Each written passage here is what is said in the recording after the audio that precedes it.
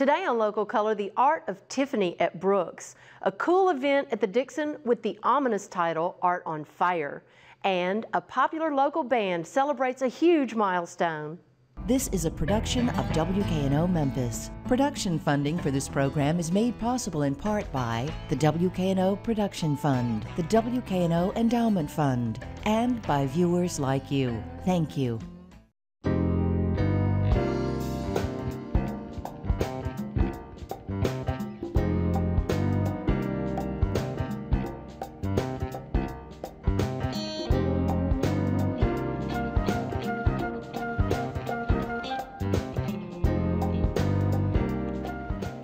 Hi, I'm Mamie Shannon. Welcome to Local Color. We got a lot of things to talk about this week, but first thing I want to talk about is there's a ball coming up at Minglewood Hall on October 20th. It's the Purple Rain Ball, but the theme is the 70s. But Purple Rain is a song by Prince that was recorded in the 80s. And the theme is the 70s.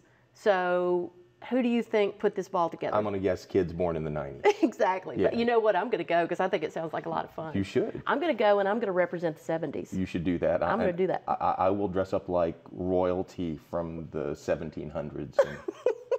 1770s? Yeah. Okay, cool. Another thing, I wanted to mention this specifically because you're here with me today.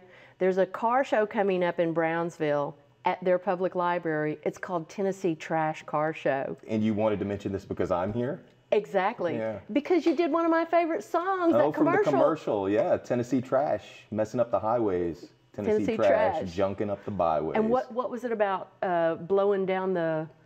Throwaway bottle or pop-top can may not mean much to a traveling man, but a little bit of litter goes a long, long way. But this is cars. Exactly. And it's old cars, yes. New cars? It's old cars. It's the 38th anniversary. So think about what happened 38 years ago. That commercial was out. You know, you're probably right. I think have that's got to it. be related. We've just solved a mystery. Tennessee Trash. Messing up the highways.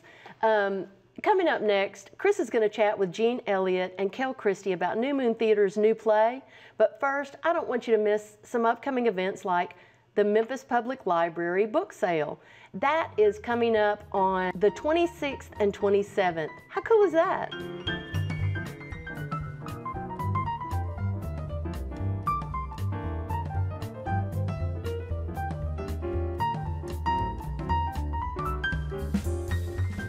Today we're going to talk about a play called Bug by Tracy Letts. It's being performed by the New Moon Theater Company at Theater Works. And here to talk about it, I have Gene Elliott and Kel Christie. How are you guys doing today? Doing great. Great. Now, before we get too deep into this, I'd like for Gene, maybe you could tell me just a little bit about the New Moon Theater Company, which has been having this really, it's an independent company that's come into its own lately with productions like Death of a Salesman and also King Lear, which did very well this last year. Amazing productions, yeah. And I think the key to it is we made a conscious choice to open it up and bring in new blood, new directors, new vision, and take on the challenging works that a lot of other people would be like, you're crazy. Right. Why are you doing that? Because it's fun. It's fun. That's why we're doing it. And the other thing is that for such for a company that is independent, that does not have the infrastructure that say a Theater Memphis or a Playhouse in the Square has, you're not daunted by something like a King Lear. Or No, it's a big mountain, but we just go, okay, maybe we're too stupid to know we shouldn't do it. Yeah. In some ways, it's kind of liberating, actually, in that there is less at stake. The budgets are not what they would be at a Theater Memphis or a Playhouse on the Square. So you don't have to meet a certain goal to keep the building running, to pay the utility bill and the staff of teens of whatever. And that's the blessing of theater work. Exactly. So. Now, this next play, technically, it's not quite as challenging maybe as some of these other things that you've done. It may be more challenging. Really? Oh, absolutely. Well, but what I'd like to, this is more or less your Halloween offering. Yes. It's not technically a horror story, I don't suppose. No, but it's got a lot of creep to it. It does have a lot of creep to it, and it was, what's interesting to me, the film version of it that came out in 2007, 2008, yeah. I missed it completely. I It like didn't do well. Well, and you know why it didn't do well? It was marketed They marketed it as like a it- true as a horror true story, story. like a Yeah. Freddy Krueger or something like that. So the people who might have wanted to see a Tracy Letts play didn't go, and the people who wanted to see Saw Exactly. were sorely What disappointed. is this? Yeah. Talk to me a little bit about the play and how it walks this fine line between a horror story and something else. Well, it's just in some ways, it's a very simple story of a couple of people that get together in a seedy hotel room, a relationship ensues, and then through drug use, paranoia, things start spiraling out of control, and it's just a journey into the paranoid madness, and it's a fascinating journey to watch as they just become unraveled faster and faster and faster and faster. It's two characters, and they're both Yes. a little bit damaged to Yes. begin with. One was an abused wife. The other was a veteran that with either post-traumatic stress, or he claims to have had tweaks done to him by the military in experiments. And as a result of this, he comes to believe that he might have some bugs inside of him. Yes. Like you do. Yeah. You know, you were saying about it not being a horror play, particularly in this genre of Saw or Hostel or any of those, and it isn't. But life is plenty horrifying enough. Do you Right. know? And what he says at one point is, "We're not." She says, "Oh, I think we're safe here," and he says, "We can't be safe. Nobody's safe." I don't know that I agree with that. I don't know that I ascribe to that, but I'm notoriously naive.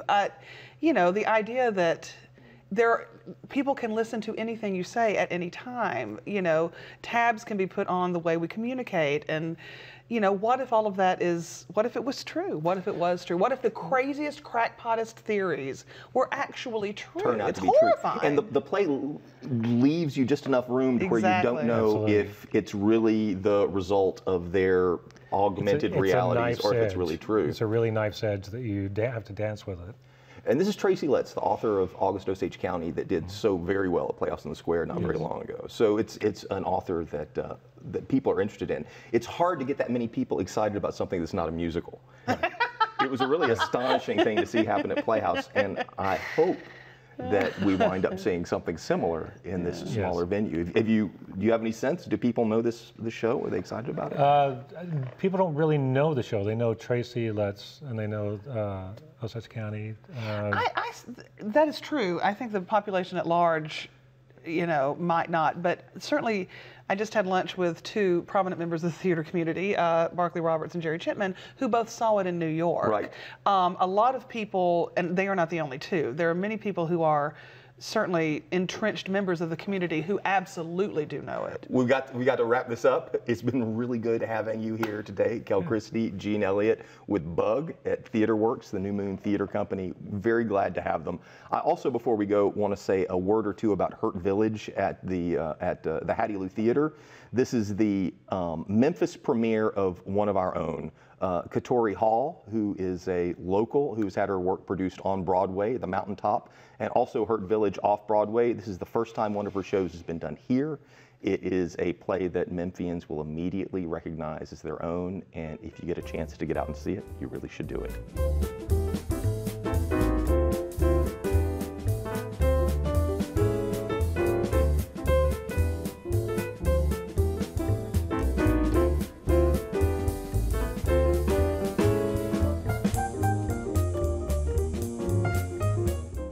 October is Memphis Means Music Month. One local band is also celebrating their 25th anniversary.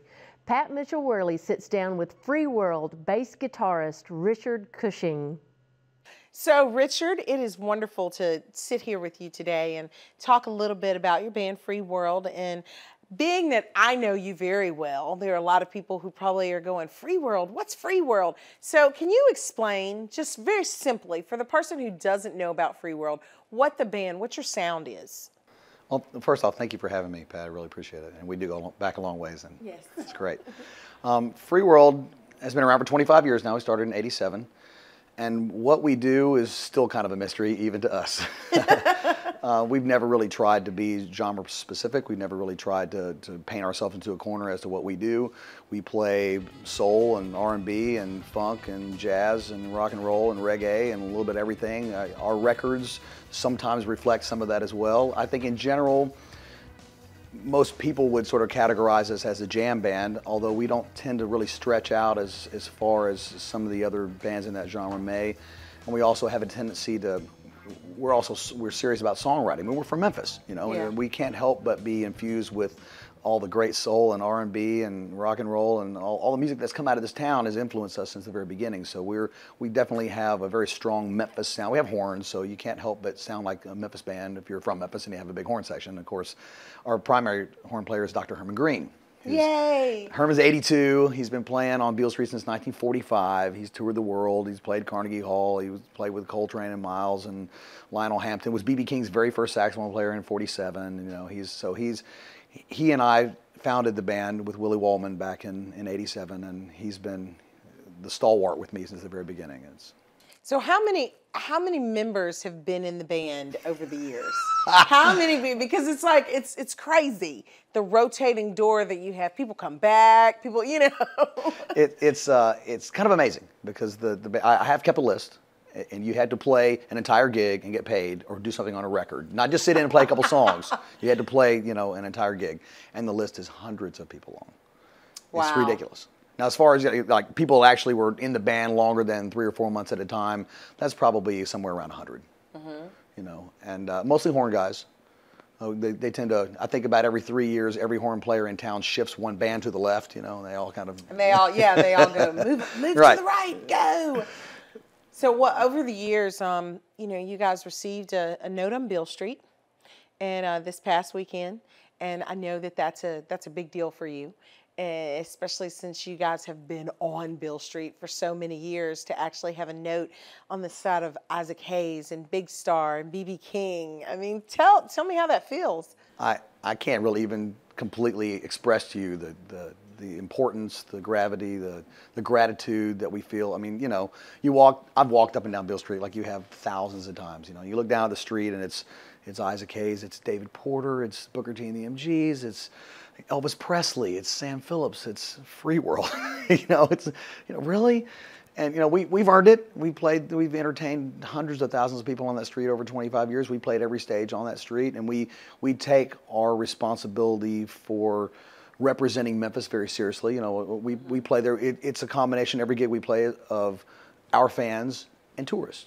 And you know, people come to that street from all over the world every day, and they come for a certain thing. You know, they want to connect to the Memphis sound. It's Mecca. They want to know where it came from. You know, so we generally start our walk down Beale Street in the Memphis music history back in the 40s with Herman, and we play jazz, and we move up into sort of the traditional blues and that kind of stuff, and then we move into Stax and High and the R&B and soul that came out of there, and then we move on into rock and roll and funk and you know the Bar-Kays and all that kind of stuff, and then we eventually end up in Free World land, you know, which is a combination of all of those. And it's a good thing, you know. Like I said, we really appreciate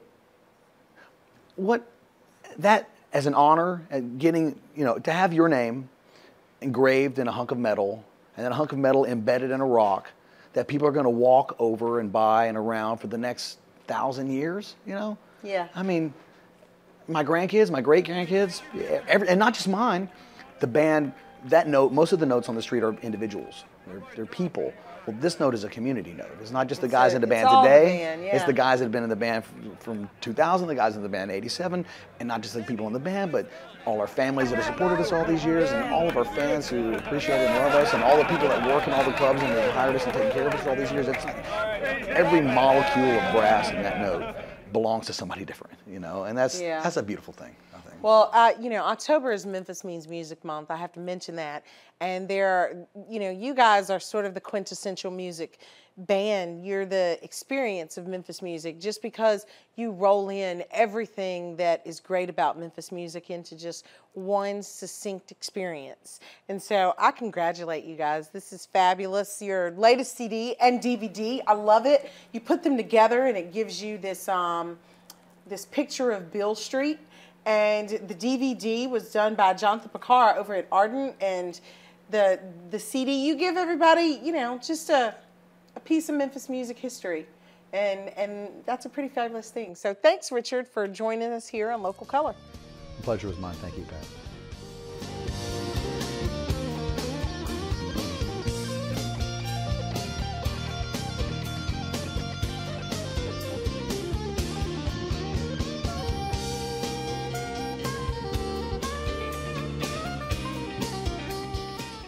There's a brilliant new exhibit coming up at the Brooks, and I'm really excited to talk about it. Stanton, thank you so much for coming. Tell us a little about, well, tell me a lot about the Tiffany exhibit that's upcoming. Well, it's really a remarkable chance to see some incredible works of art by Louis Comfort Tiffany. He was the founder of the Tiffany Studios, and he was the son of the other Tiffany, who of course founded Tiffany and Company, the little blue box people. And it's a great chance to see these extraordinary objects. Now, I've heard that the setting for the lamps, and I mean, you can't even call them lamps because they're amazing, but I've heard that you've actually set the room like Tiffany had it set in the same, what do you call it, dimness, brightness? Yeah, I think that's a great way of describing it. What we try to do as much as possible, we'll paint the walls really dark and then actually allow the lamps to provide the illumination. So when you walk through the show, you're actually walking through the light of Tiffany. You get to kind of bask in that same sort of glow. It's remarkable. They're so amazing. I mean, I've only seen a couple of Tiffany lamps in my life. And when you sit there and think that someone had to, number one, come up with the design, and then someone had to come up with the architecture, and then put them all together, it's incredible. It is incredible. I mean, stained glass alone is incredible, but then the 3D architectural element, they're just amazing. How many lamps are in the... There's over 35 lamps, and you were mentioning the construction of the lamps. One of the really nice things is you can actually see how they're put together. There's great models showing one of the lamps being slowly put together, so you can get an idea of that. And because of the way it's installed, you really get a sense of how, as you say, architectural they are. You can really revel in that. Because the shade is not just the beauty in them, the lamp bases are amazing as well. And he designed really beautiful lamp bases that really correspond to what the shade was. For instance, there's a water lily lamp that's made of just dozens of water lilies out of stained glass that are draping down kind of in a half oval, and then the base for that lamp are lily pads made out of bronze that kind of swirl together and then move upwards to form a long stem, and then that shade is on top of that. But now you've told me there's 2 exhibits within this one. That's right. The Brilliance of Tiffany is about Louis Comfort Tiffany and the lamps that he made, and then we have a smaller exhibition, an ancillary exhibition called The Taste for Tiffany, and that explores not just Louis Comfort Tiffany, but also the works of Tiffany and Company, and also people who are imitating them all around the same time period, around 1900 through 1920. And so that gives you a fuller picture of what people were buying, what kind of luxury items they liked, and it's bronze, stained glass windows, glass, a variety of really beautiful So how did you get this collection together? Are these pieces from private collections? There's a lot of works from private collectors here in town. A lot of them are family heirlooms, things that have been in homes in Memphis for the last 150, 160 years. And then some of them are from the Brooks themselves. For instance, we have windows from the Hill Mansion, that very beautiful structure that was demolished in 1979 on Union Avenue. And it's a rare chance to see those windows as well. The big wisteria windows will be out. Now, I've got to ask you about the quilts exhibit. Oh, sure. It's just 5 quilts, but they are 5 of the most valuable and beautiful, extraordinarily well-preserved quilts you will ever see. Most of them are Southern of this group, and there's some which are just truly remarkable. Probably the most precious of the lot is a quilt top, which is actually a memorial quilt top, and according to tradition, it records the deaths of children that were birthed by a midwife, probably in Virginia. And so it's covered with funeral markers and crosses. But in addition, it's covered with birds, which are the symbol of the soul, a peacock, which is the symbol of eternal life, and then a lot of symbolism associated with Christ. So it's a very optimistic view of the afterlife. And that runs through January the 6th. That's right. Stanton, please come back. Oh, it'd be my pleasure. Thank you so much for coming in. Thank you. In a minute, Tracy finds out about the Dixon event called Art on Fire. And this weekend is the end of the month, so you know what that means. South Main Art Trolley Tour. That's Friday the 26th, 6 to 9. Guess where? South Main and downtown. There's a lot of other things that you can do this weekend. Here are a few of them.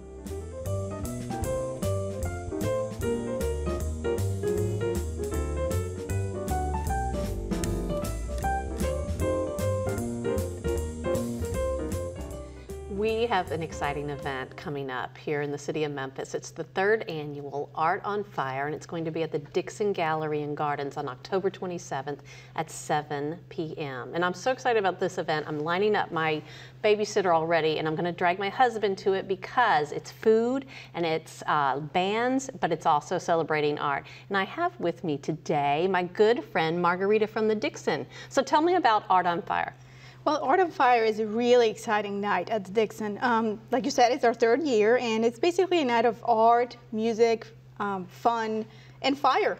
Fire? Yes. Okay, what do you mean fire? Like you're not setting art on fire. No. You're Absolutely celebrating not. art, No. and there's going to be Yes. fire around. Yes. Because it's outside, right? Absolutely. It's in their south lawn, and we will have a bonfire in the back, so it'll be lots of fun. That's fun. Very controlled, though.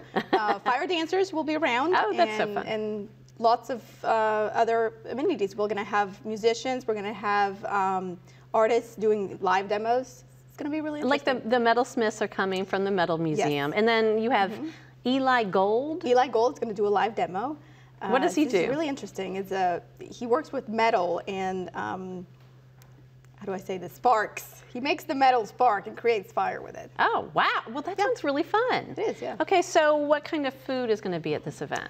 Lots of food. We have over 12 restaurants already signed up, so you can sample all their foods. So who's coming? Well, a few of them, Amerigo, I know it's going to be there. I have Cafe Society, Rendezvous, The Grove Grill, Memphis Pizza Cafe. I'm all in. Sweetgrass. Oh, that sounds so great. I know, and lots more. So is this rain or shine? Because I know you guys are planning to have it outside, and so you're moving it inside. If it rains, we move it inside. That's what we do. The party just moves inside. Yes. Okay. We will still have the party. Yes, absolutely. Good. Okay, but obviously the fire dancers might not be. Well, they might dance, just not with the fire. Ah, very good. Perfect. Perfect. So there's going to be entertainment. There's going to be bands. Amy Levere is going to be there. That's Yes. great. And then who else is coming? And the other band is the Cumberland Collective. Oh, good. Good. Around, it's a really great band. So tell me now. You and I have worked many, many times Yes. on many events at the Dixon, and because my girls from Hutchinson love to volunteer with Yes. you because they always have so much fun at your family events. Can you tell me when the next family event's coming up and Exciting. what's the theme? Okay. Well, as you know, we kind of match our family days to whatever big exhibition we have out there. Yes. And in this case, opening October 28th, we're going to have Fire and Desire. Fire and Desire. Fire and Desire, a passion for 18th century porcelain. So That's what's so really, great. really cool is that the Dixon is actually bringing out and displaying in a one-time-in-a-lifetime thing their porcelain collection, their German porcelain collection. It's so beautiful, and so they're beautiful. featuring that. Yes, and it's going to be displayed in a very fun way, very interactive. Everybody should come and see it. And so we thought it would be really cool to match our family day to porcelain and all things Breakable. German. Breakable, German, and deal with fire again. Wow, so fun. Yes. So when I come Right. to Family Day, what should Zoe and Whit and I definitely do? Okay, well, we have our traditional things. You know, we have live music. We will also have our Dixon Games. Yes. Our contest, art exhibition, or well, of course the art exhibition, art demonstrations. We're gonna throw in there a couple of garden activities as well. Oh, good. And just lots of fun, lots of people. We're hoping everybody comes, and this is November 10th. Oh, okay. So it's From 10 it's till coming up 2. early November. Yes. Now every Saturday though, you guys have a deal for the city Yes, of we do. Memphis. We have Okay, a great deal. Tell me what it is. The deal is we have free admission from 10 to 12 every Saturday. Every Saturday Every from Saturday. 10 to 12. Absolutely, That's yes. so Yes. wonderful. That is so Yes. exciting. So you have the porcelain exhibit opening late October October. 28th. Good, good. And then now you have some great stuff right now, like that I need to hurry up and see before it comes down. What's up Yes. right now? Well, right now we have 2 exhibitions. 2 exhibitions that are coming down this weekend. So this is your last chance to come and see them. And it's Double Vision, the Bockham Right. pottery. So if you know, if you've been in Memphis for a while, you probably know. Yes.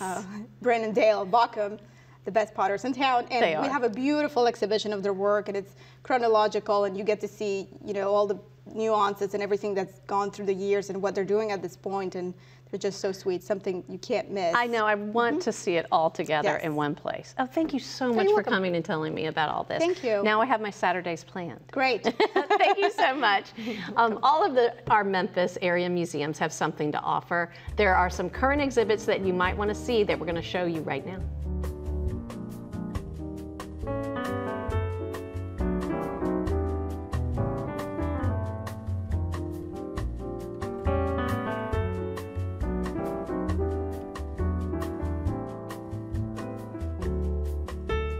Chris, you told us about the particulars about the new play that's at Hattiloo, Right. Hurt Village, but I want to know the story. The story's not easy to summarize, but I can say that if Shakespeare had written plays set in North Memphis at the turn of the 20th to the 21st century, they might be Hurt Village. It is a story about a soldier who comes back from Iraq to discover that his home, these projects, are being torn down. He returns eventually to a kind of harder life on the streets as his family tries to figure out what they're going to do when their home is gone and they have nowhere else to go. Yeah, and they're just told, get out. I've lived in that north side of Memphis for a very long time, since well before Hurt Village came down. And there were times that watching Katori's play was like sitting out on my porch and just listening to the neighborhood. It is amazing. It's an amazingly accurate depiction of what that neighborhood Thanks sounded for sharing like. that with me. Yeah. Guys, I want to thank you for coming and joining us this week. We've got a lot coming up next week. Can't wait to see you. Go out and enjoy your local color.